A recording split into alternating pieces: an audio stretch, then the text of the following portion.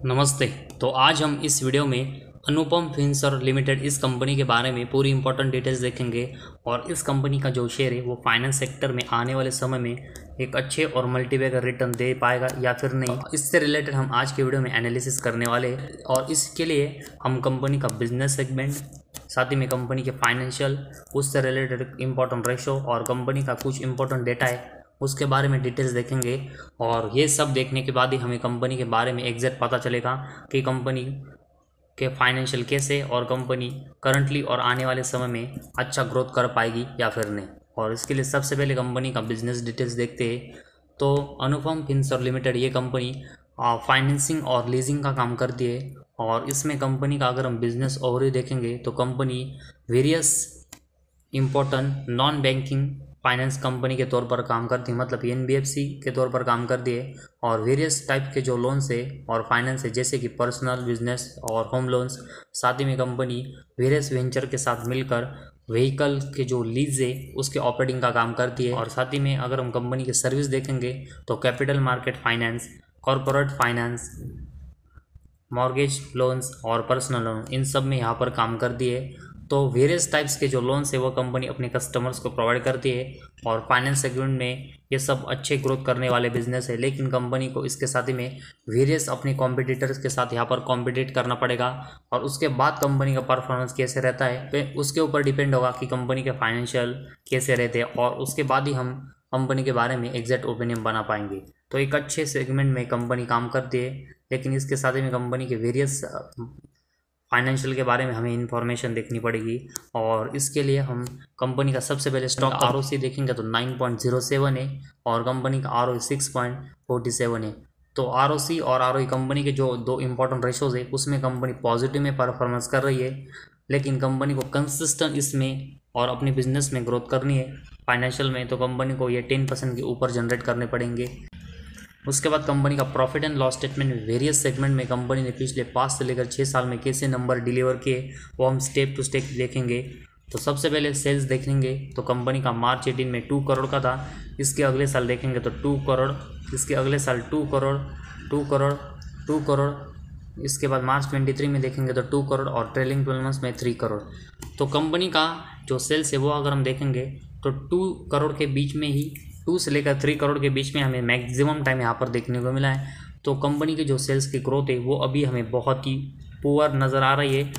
और इस poor growth की वजह से अगर हम देखेंगे तो कंपनी प्रॉफिटेबल ज़रूर हो सकती है, लेकिन कुछ कंपनी का जो ग्रोथ का पोटेंशियल है वो बहुत ही कम हो सकता है। और इसी वजह से कंपनी को सेल्स में कंपनी 2 करोड़ से लेकर 3 करोड़ के बीच में जो जनरेट कर रही है वो कंपनी को यहाँ से बढ़ाना पड़ेगा, तभी कंपनी अच्छा ग्रोथ के साथ आने वाले समय में परफॉर्मेंस कर पाएगी।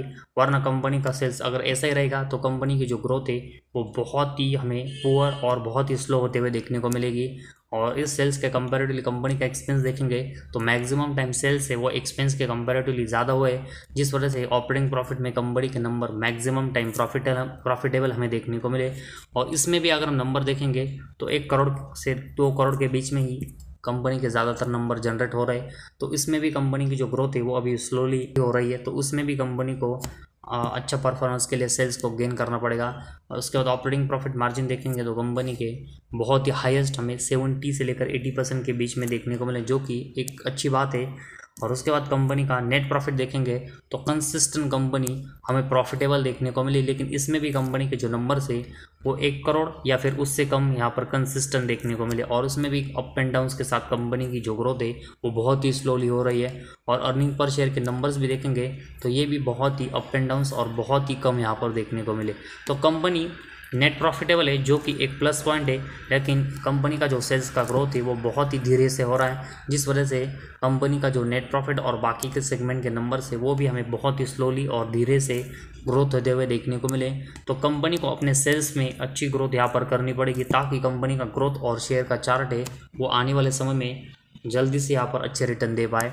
तो फिलहाल कंपनी में हम एक छोटी इन्वेस्टमेंट से कंपनी प्रॉफिटेबल है, इस वजह से इन्वेस्टमेंट कर सकते हैं। तो ग्रोथ के लिए कंपनी को सबसे पहले सेल्स में अच्छी ग्रोथ करनी पड़ेगी, तभी कंपनी सभी सेगमेंट में प्रॉफिट एंड लॉस स्टेटमेंट में अच्छे नंबर के साथ परफॉर्मेंस कर पाएगी। वरना कंपनी का परफॉर्मेंस ऐसे ही सेल्स में बहुत ही कम रहेगा तो कंपनी बाकी के सेगमेंट में भी बहुत ही स्लोली परफॉर्मेंस कर पाएगी, और इस वजह से कंपनी का जो शेयर का चार्ट है वो भी हमें बहुत ही स्लोली यहाँ पर गेन होते हुए देखने को मिल सकता है। तो अच्छे ग्रोथ के लिए कंपनी को सबसे पहले सेल्स में अच्छी ग्रोथ यहाँ पर करनी पड़ेगी।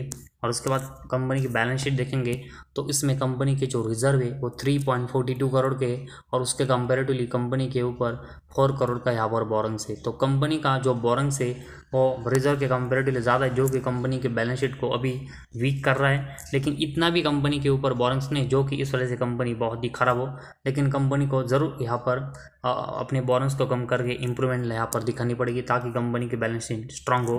और उसके बाद कंपनी का कैश फ्लो अगर हम देखेंगे तो कंपनी पिछले 2 साल में नेट कैश फ्लो में नेगेटिव में परफॉर्मेंस कर रही है, और उसका जो रीज़न है वो अगर हम देखेंगे तो इन्वेस्टिंग और फाइनेंसिंग एक्टिविटी में कंपनी के जो मैक्सिमम नंबर्स है वो लॉस मेकिंग है, और इसमें कंपनी को इम्प्रूवमेंट करके ये नंबर्स है वो यहाँ पर प्लस में जनरेट करने पड़ेंगे। क्योंकि ऑपरेटिंग एक्टिविटी से अगर हम देखेंगे तो पिछले 4 साल में कंपनी के जो कैश है वो पॉजिटिव में जनरेट हो रहा है, और इसी वजह से कंपनी का इन्वेस्टिंग और फाइनेंसिंग एक्टिविटी में कंपनी अगर पॉजिटिव में जनरेट कर पाएगी तो नेट कैश फ्लो के नंबर्स कंपनी के हमें पॉजिटिव में जनरेट होते हुए देखने को मिलेंगे। तो नेट कैश फ्लो का परफॉर्मेंस अच्छा करने के लिए इन्वेस्टिंग और फाइनेंसिंग एक्टिविटी में इंप्रूवमेंट की ज़रूरत है। और उसके बाद कंपनी का डेप्टर डेज देखेंगे तो पिछले 2 सालों में 8 और 12 है, तो डेप्टर डे पिछले 2 सालों में कंपनी की कम देखने को मिले, जो कि एक अच्छा पॉइंट है। और उसके बाद शेयर होल्डिंग पैटर्न देखेंगे तो 29% की हिस्सेदारी वो कंपनी के प्रमोटर के पास है। डीआईएस के पास देखेंगे तो 0.02, और पब्लिक के पास देखेंगे तो 70% की हिस्सेदारी है। तो मेजर स्टेक कंपनी के पब्लिक के पास है, जो कि अगर हम देखेंगे तो मैक्सिमम पेनी शेयर में हमें यही पैटर्न देखने को मिलता है। लेकिन अगर हमें किसी भी पेनी शेयर में यहाँ पर इन्वेस्टमेंट करनी है तो एटलीस्ट वो कंपनी का जो शेयर है वो यहाँ पर प्रॉफिटेबल होना चाहिए। कंपनी के परफॉर्मेंस और बिजनेस की जो ग्रोथ है वो फ्यूचर में अच्छे ग्रोथ होने की पॉसिबिलिटी होनी चाहिए, तभी हम किसी पेनी शेयर में यहाँ पर लॉजिक के साथ इन्वेस्टमेंट कर सकते हैं। लेकिन किसी भी पेनी शेयर में ब्लाइंडली इन्वेस्टमेंट करना बहुत ही रिस्की हो सकता है, और इसी वजह से इस कंपनी के बारे में अगर हम परफॉर्मेंस देखेंगे तो कंपनी प्रॉफिटेबल है, इस वजह से हम छोटी इन्वेस्टमेंट से कंपनी में स्टार्टिंग कर सकते हैं। लेकिन बड़ी इन्वेस्टमेंट करना इस कंपनी में अभी भी बहुत ही रिस्की हो सकता है, क्योंकि कंपनी का परफॉर्मेंस है वो ज़रूर प्रॉफिट में है लेकिन बहुत ही स्लोली अभी भी कर रहे हैं, जिस वजह से हम कंपनी में ज़्यादा रिटर्न का एक्सपेक्ट अभी नहीं कर सकते। तो शॉर्ट टर्म के नज़र से और एक छोटी रिटर्न के एक्सपेक्ट से हम करंटली पोजीशन में कंपनी में इन्वेस्टमेंट कर सकते हैं। लेकिन जब तक कंपनी के सेल्स के नंबर्स में अच्छी ग्रोथ नहीं होती तब तक हम लॉन्ग टर्म के पर्सपेक्टिव से इस कंपनी में ज़्यादा इन्वेस्टमेंट के बारे में नहीं सोच सकते। तो इस वजह से कंपनी आने वाले समय में कैसा परफॉर्मेंस करती है उसके ऊपर डिपेंड है कि आने वाले समय में हमें कंपनी में हिस्सेदारी बढ़ानी चाहिए या फिर नहीं। लेकिन करंटली पोजीशन में कंपनी के फंडामेंटल ठीक ठाक है, लेकिन कंपनी की जो ग्रोथ है वो बहुत ही स्लोली है, जिस वजह से हम कंपनी में एक छोटी इन्वेस्टमेंट भी यहाँ से कर सकते हैं।